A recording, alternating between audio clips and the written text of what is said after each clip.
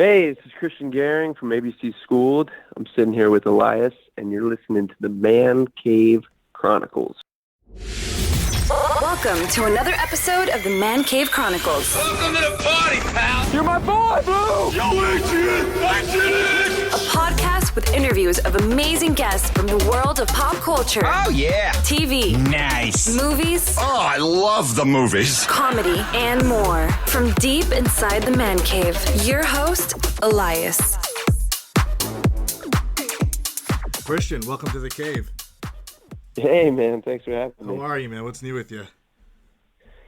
Good, just taking it day by day here in quarantine. But, yeah, it's been good, man. Trying to stay busy, stay creative. So Yeah, what have you been doing can't with complain. What have you been doing with all this time to yourself?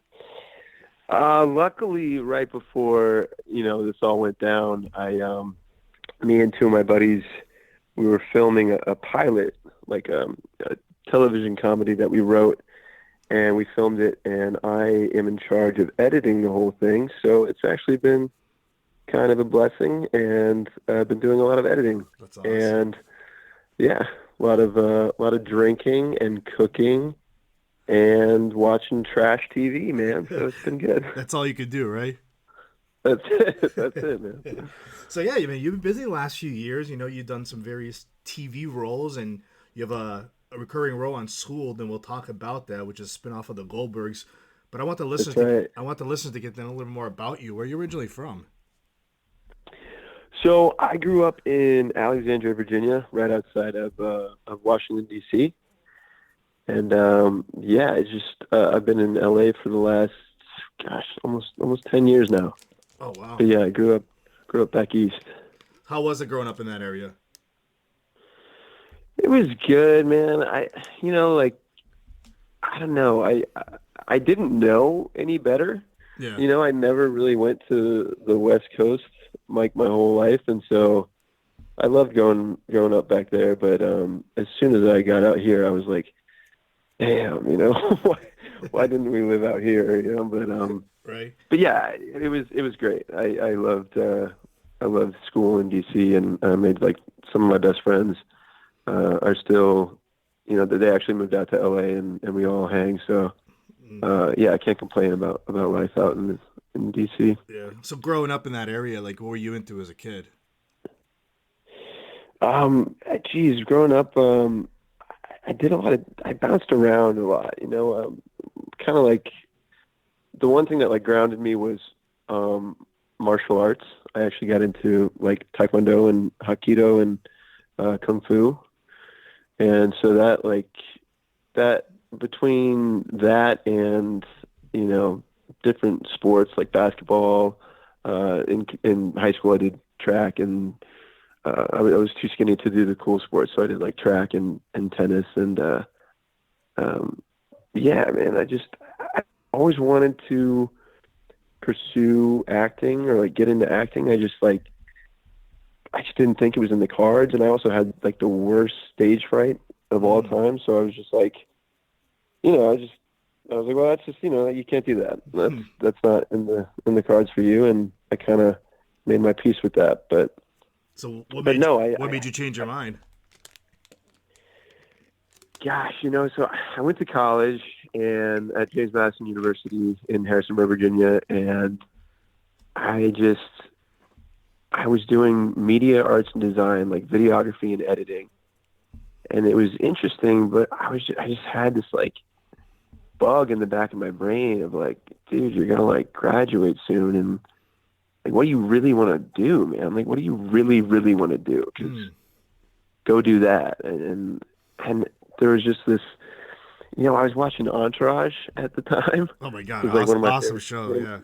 Yeah. Yeah. Like just one of the best shows ever. And like, to this day, I'll put it on because it's just like, it's perfect for like getting out of your head and just like a feel good show. And Jerry Ferrara, who plays Turtle, I remember reading an article about him just going out to LA with no acting background and just hitting the ground running and slowly getting little roles here and there. I think he booked like a little guest star spot on King of Queens, and then booked Turtle, and changed his whole life, and he's phenomenal.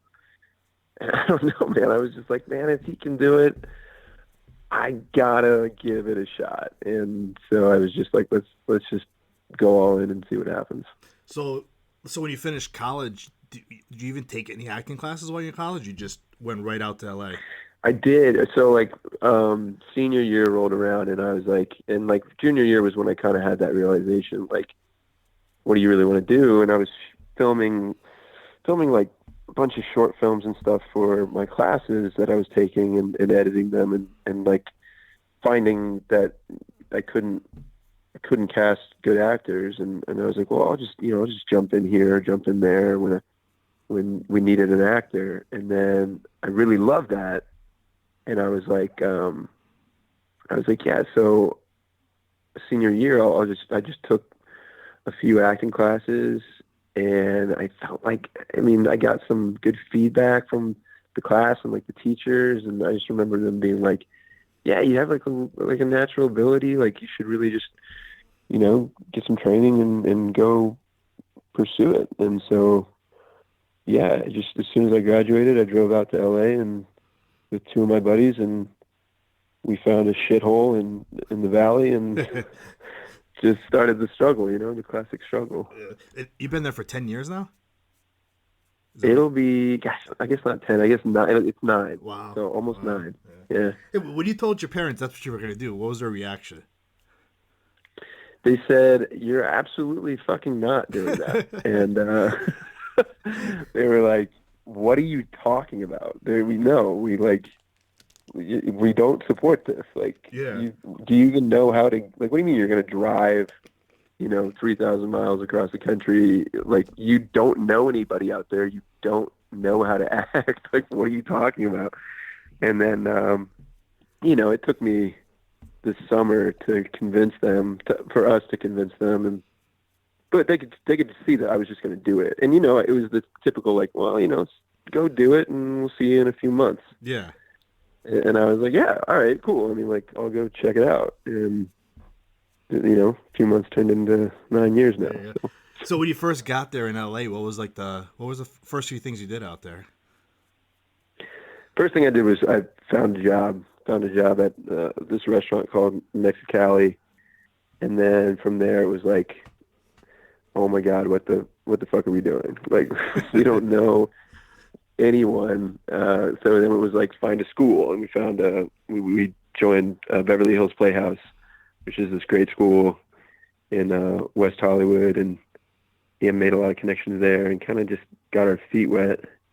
And then it was like, I was like, all these like, shit, okay, we need an agent and a manager, or like at least an agent. So we started doing showcases all over town, and just bringing in monologues or like writing our own scenes. And then it just, one thing led to another. Finally, somebody took a chance on me, but I probably had 10 meetings where they were like, well, listen, you don't really have any credits and you're 21 years old. Like, why don't you have any credits? I'm like, well, I just got here and like, I need you to like get credits. And they're like, right, well, we can't take you on. And it's like, okay. So just a lot of rejection, but eventually somebody took a chance, and I'm actually still with them to this day.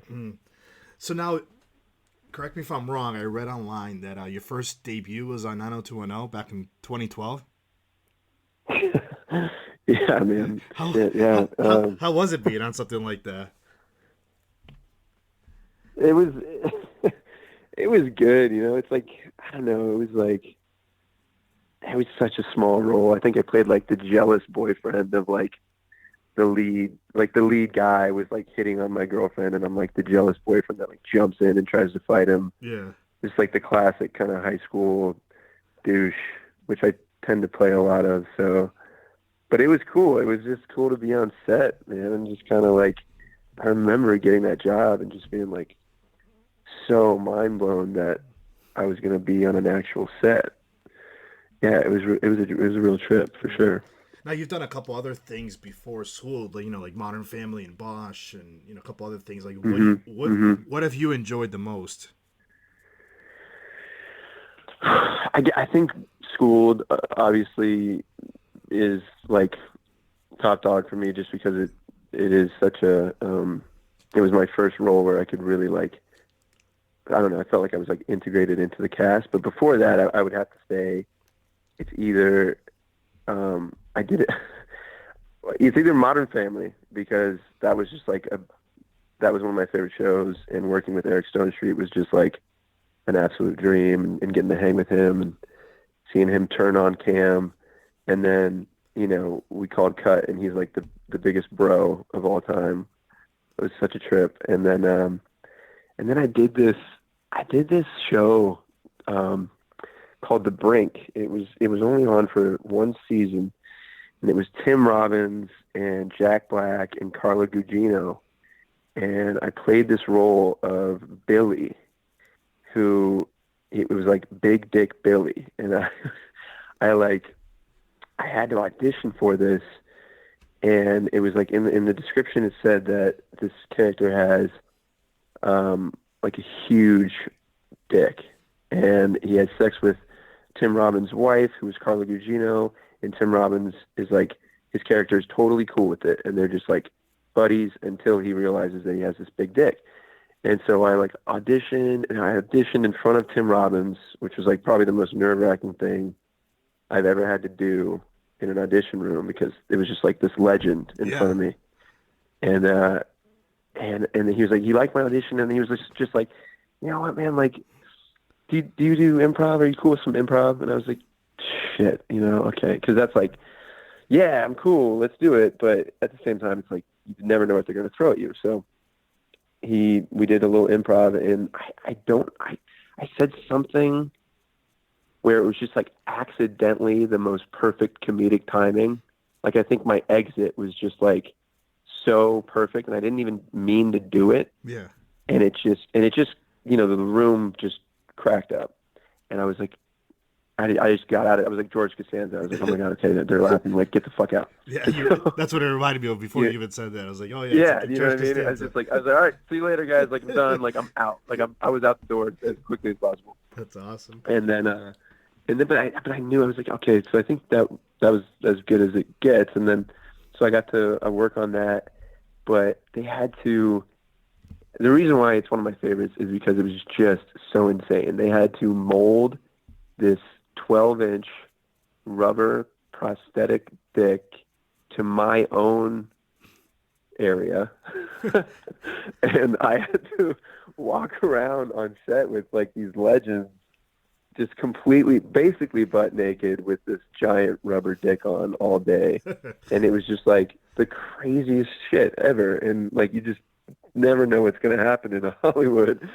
And it was a blast. And obviously, like, you know, it was as good as it gets in terms of like who I was working with. So yeah, that was my favorite. So yeah, like we mentioned, now you star on ABC's Swolled, which is a spinoff of the Goldbergs. How exciting has this been? Ah, man, it's a classic like actor's dream, where I auditioned for a small guest star part in one episode, and then it was a great episode, and they loved the character so much that they just kept writing him in, and I've ended up doing 16 episodes on the series, and it's just been, like I said, like it's surreal, because, you know, it's Brian Callen, who's this, for me, it doesn't get any better than that. I mean, like a comedy god. I would always go to his shows at like the Laugh Factory and the Improv. And then it's Tim Meadows, who, I grew up watching on SNL, and now they're just like my boys who, it's such a wild ride to like, I constantly have to like pinch myself when I'm walking around the Sony lot, because it's just a dream for me to be able to work with those like comedic legends, and it's pretty much just a master class for me. I'm just watching these guys and like taking notes. Yeah. Now you play Roxborough. Like, how would you describe the character?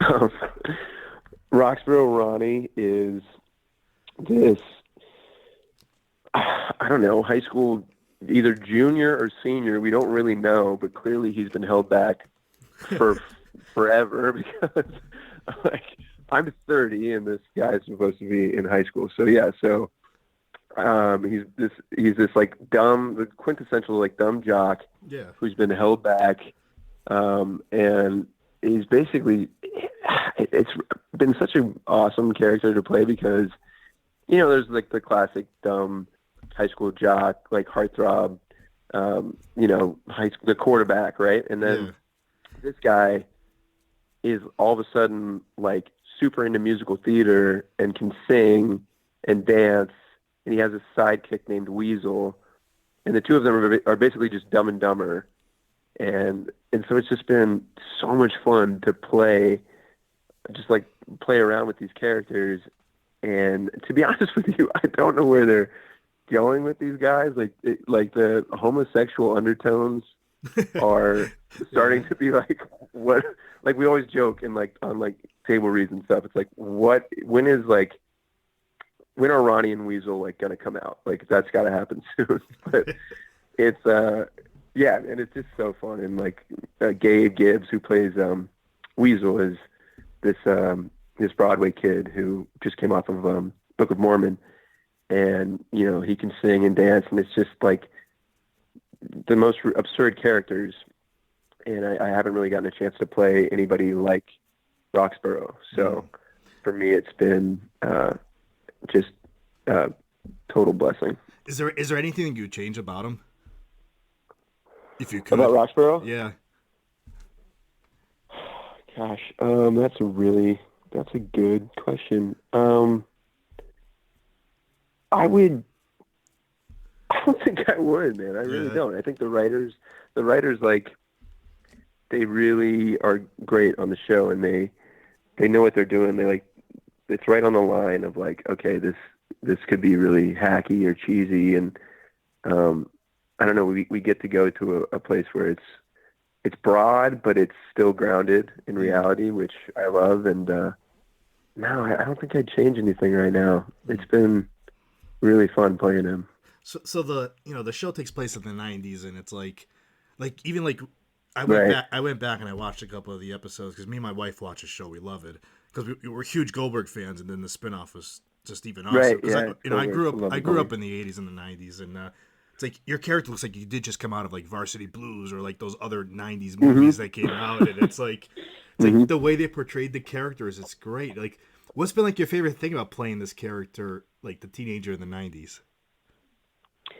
I think that's it. That the mere fact that it is set in the 90s, because I don't know, for me, like I grew up in the 90s as well, and it's just like this, I don't know, it's this classic decade that kind of, obviously like you can say that about every decade, but the 90s is just like this great, especially, growing up, it's like this super nostalgic thing where I get to go back in time a little bit here, and I don't know, like the soundtrack of the 90s, like the classic, like Nirvana, Pearl Jam. That's right. Grunge, all the like, they play around with that a lot in the show.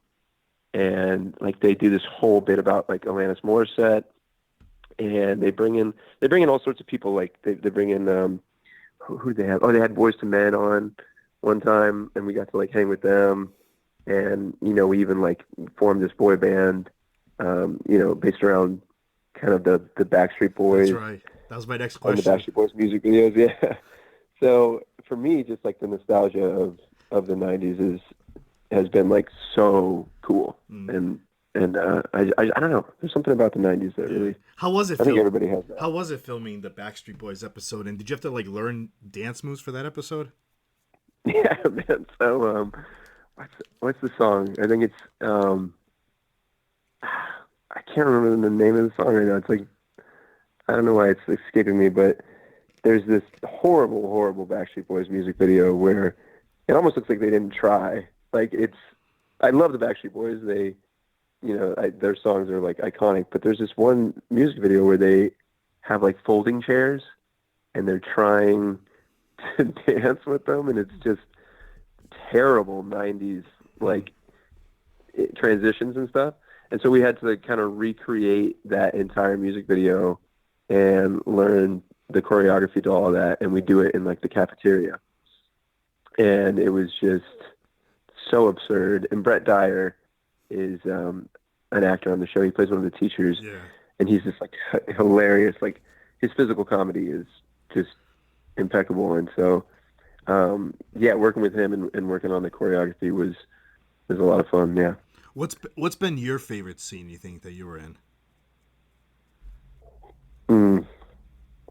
Favorite scene that I was in on the show. It's either when we form the boy band Street to Men, and we do this like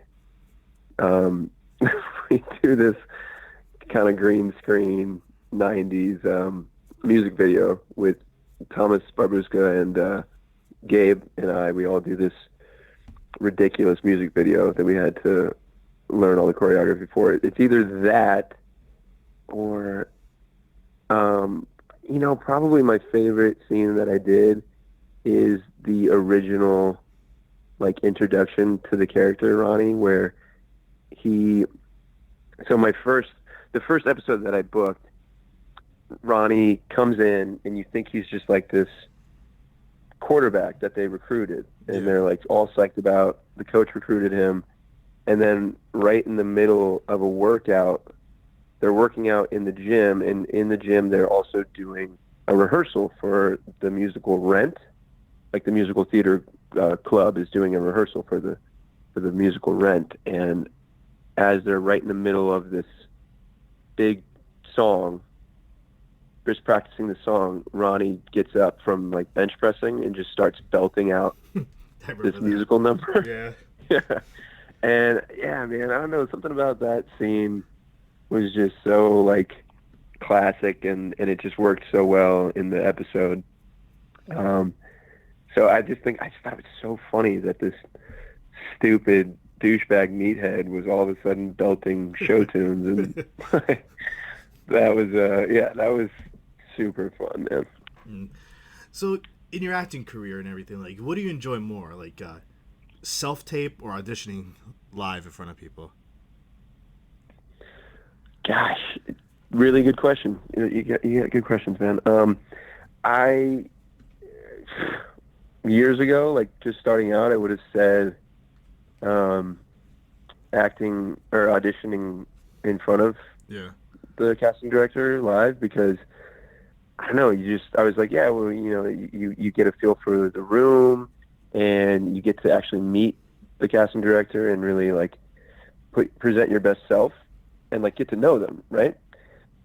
That's not necessarily the case, and I think the way that it's moving is eventually, I really think that it's just going to be primarily self-tapes, because it's so much more efficient, and it's easier, and it allows us as actors to present our best work. I mean, we're able to really like refine our audition as much as we want, and then really, because God, there's nothing more uncomfortable than an audition room, man. I mean, it is so much pressure. You're waiting in the fucking lobby with all these actors who are just like you, who are probably just as talented, and they're all doing the lines together in the waiting room, and you have to rehearse them out there with them, and then you have to just jump into the room. And I don't know, the pressure and the nerves can really get to you. That's been like the toughest part, I think, for me, because I've always had nerves, but no, I really do. I'm starting to really embrace the self-tape, because, just that freedom to kind of present your best self is amazing. And casting directors are starting to use it more and more. I think they're starting to realize that it's almost a better avenue for them, because there isn't that added pressure, because it's not, auditioning and acting are so separate. Like, it's almost like auditioning is its own beast, because once you book the job and you get on set, it's just different. You're bouncing ideas off of each other, and you're vibing, you have chemistry with the other actor. Like in the room, you're with a reader, and most of the time they're not even acting with you. They're just reading words off the page, and it's like, it's not acting, it's auditioning. Yeah. And so I think there's a big difference between the two, and I'm really starting to gravitate towards the self-tape for sure. Have you ever like walked out of an audition before and you're like, you're driving back and you're like, man, I should have done it this way, or like you wake up in the middle of the night and you're like, fuck, I should have done it this way, like, you ever had that happen to you? Every fucking time. Every time, man. Like, it's I don't think I've ever not had that. Maybe like I said, maybe that one. There was that one with the Brink with Tim Robbins where we did the improv, and it was just like almost just like divine intervention. I don't even remember what I said, but it worked. I got the hell out of there. But typically I get in my car, and for the 45 minutes that I'm driving home, I redo the audition and I punch the steering wheel 150 times because I can't believe that I didn't do this line this way or this beat this way.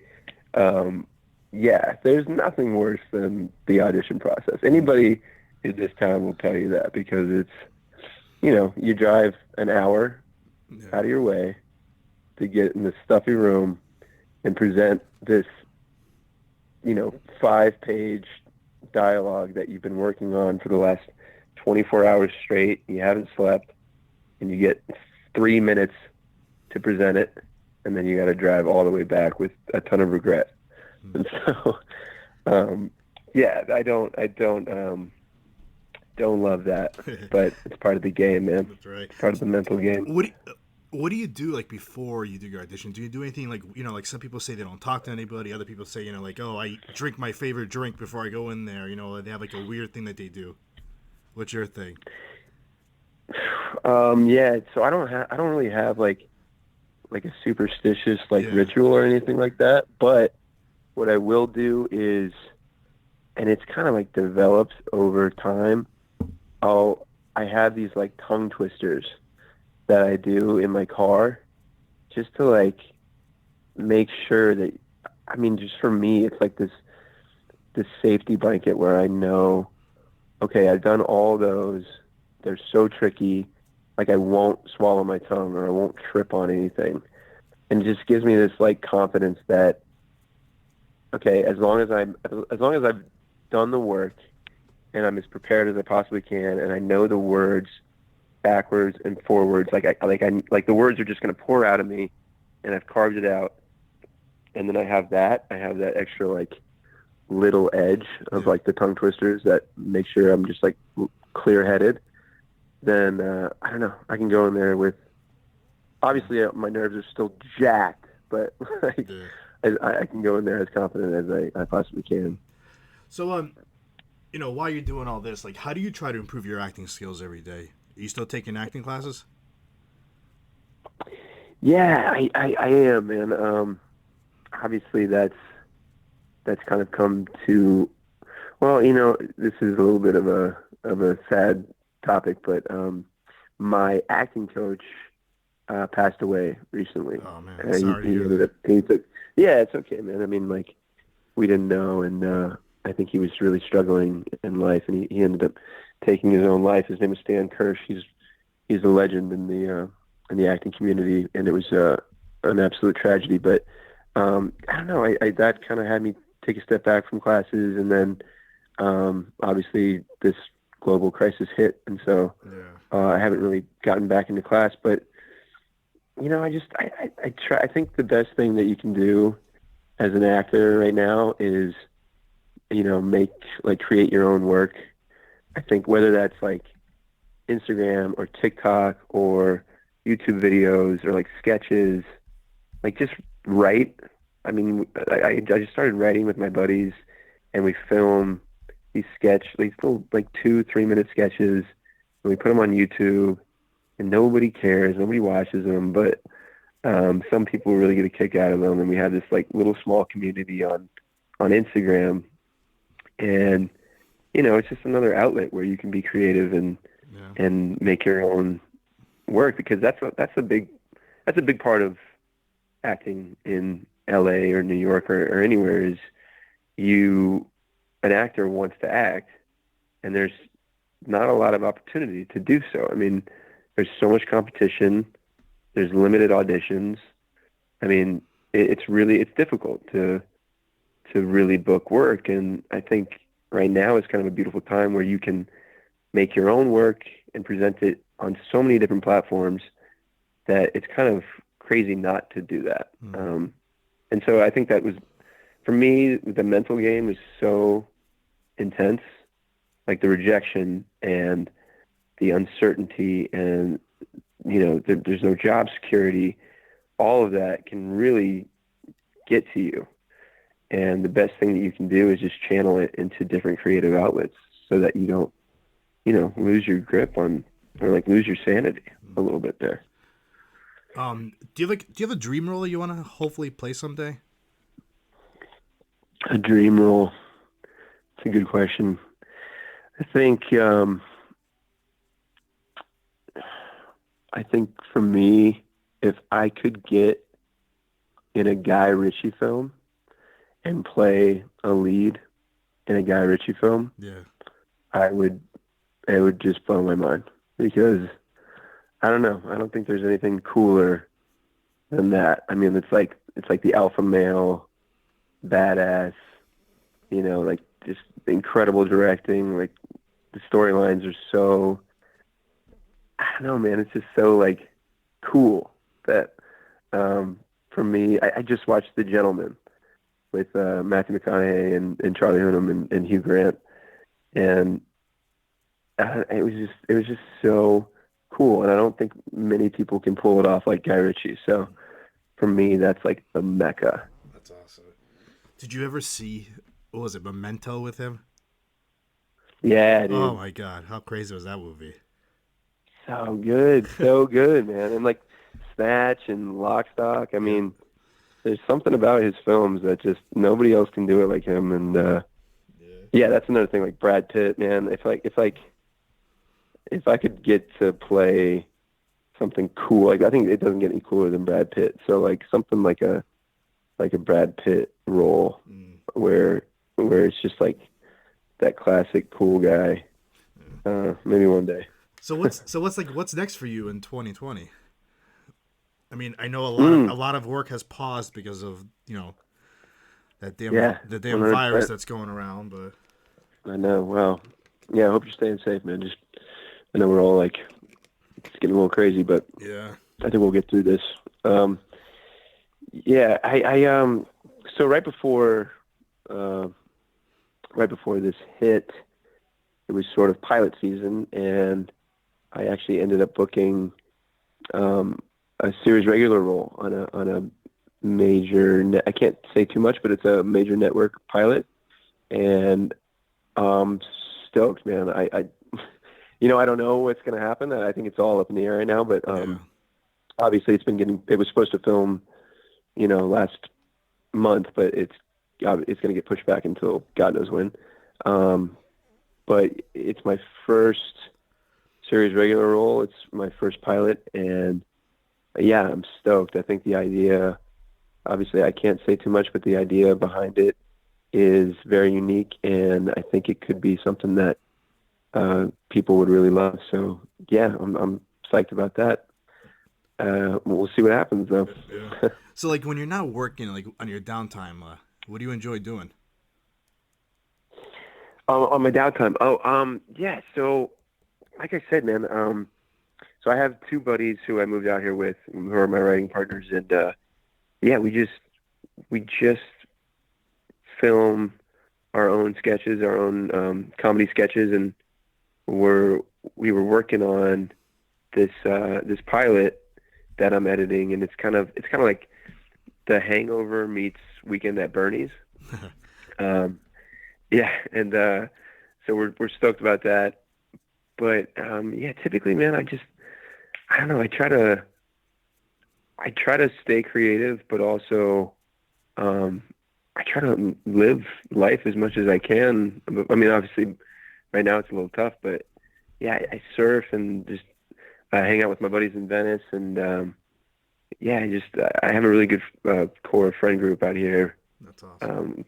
Kind of had all my buddies from high school and college. I kind of convinced them to move out here, and we've developed this really cool network. So, yeah, man, I love LA. I love it out here. It's so. I don't think I'll ever leave. It's just epic. So, lastly, how can the listeners find you on social media? Okay.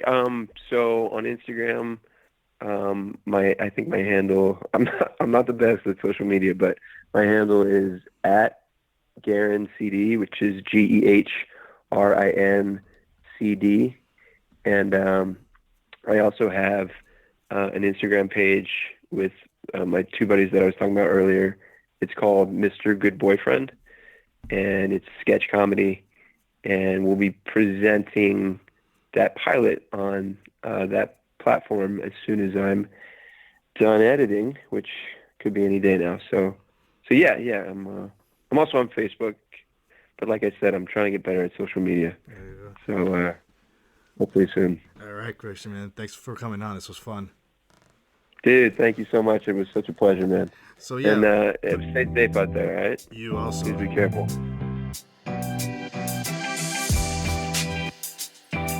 That's a wrap. That's a wrap, everybody. That's a wrap. Thanks for listening to the Man Cave Chronicles podcast. I finally get my man cave. You can find us on Twitter, Facebook, and Instagram @the MCC Podcast and our website, themccpodcast.com. Until next time.